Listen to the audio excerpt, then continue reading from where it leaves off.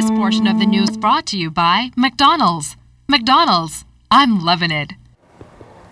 Tourism Minister Obi Wilshcombe says media reports that the Treasure Bay Casino will close until November when a new operator has been locked down aren't true. And he says the government is in talks with an American company, an Australian company, a Bahamian company, and a Latin American who are all seeking an opportunity to run the casino. What's going to happen is this. Once we would have completed the negotiations with the team, we will set the date for the transition. It'll be a seamless transition. And then there might be some minor repair needed to put it to the standard. But that will be after the employees would have met the new employer, and then they would have worked out how best they're going to proceed. But there's no standard time for a closed period, because that's not what we want. Because you must remember, we're still having tourists there now. In fact, the numbers are not bad. Because you still have the hotel that's open, you still have the cruises that are coming in, and celebrities doing a very good job with that. So you want to make sure that you continue the business and the amenity to the hotel, which is a casino.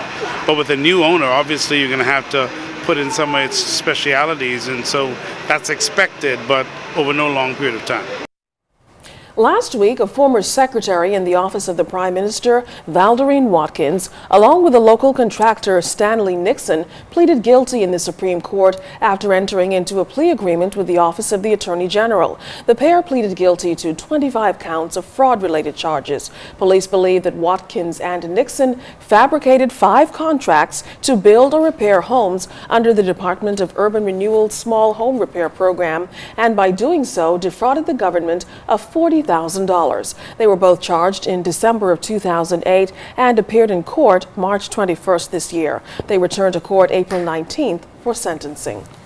Election fever is definitely in the air. The College of the Bahamas Union of Students, or COBUS, began its elections of new officers today on the school's ground. 4 students had offered themselves for the top position of president, but 3 of them dropped out of the race, leaving Alfonso Major as the sole person running for the top position. He shared with us some of his plans for the new term.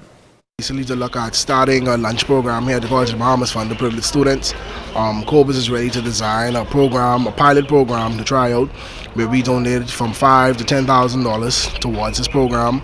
One of my other major platform points is looking at more safety initiatives here at the college, looking at how we can protect our students, looking at health conditions, and as well as I want to start a proper transportation program from here to the college for the dormitories.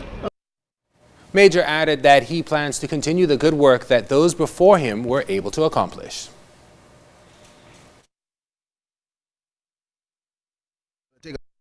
A page of the current president's book, Mr. Nestor Williams, and I'm going to fight for that.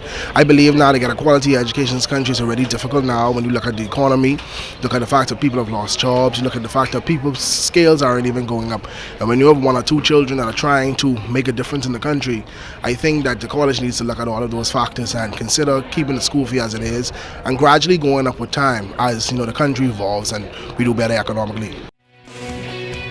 Coming up, everyone is getting ready for Carifta, but another Carifta team is about to leave for competition as well. And need money to go off to college? Coming up, we'll tell you where to find it. You're watching The Bahamas Tonight.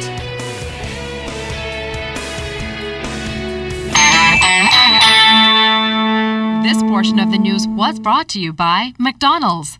McDonald's, I'm loving it.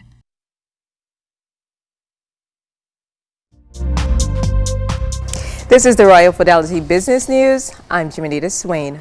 Intermodal Brazil, the second largest exhibition in the world for logistics, cargo transport, and international trade, opens next Tuesday, and a Bahamian delegation will be front and center. The focus is to promote Freeport and its many opportunities for investment. Minister of Financial Services Ryan Pinder is expected to address the advantages of trading with, through, and from the Bahamas.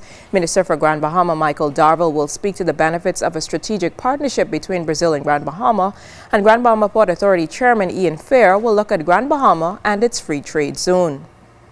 Tourism Minister Obi Wilshcombe says tourism numbers on the island of Grand Bahama are looking up. Tourism officials weren't prepared to release the 2013 numbers, but say they're now preparing them. Wilshcombe says government is looking at ways to improve and promote its tourism offerings on the island. Visitor arrival numbers to Grand Bahama in December 2012 stood at just over 69,000, an increase of more than 7,000 for the same period in December 2011. And the two most troubled banks in Cyprus are set to reopen on Thursday. The Associated Press reports that the banks of Cyprus and Lakai will face new controls in its restructuring, which will include restrictions on large-scale transfers. Authorities are looking to increase daily withdrawal limits and allow payrolls. The restrictions are expected to be in place for a week or so until the situation in Cyprus stabilizes. That was your Royal Fidelity Business News. I'm Jimenita Swain.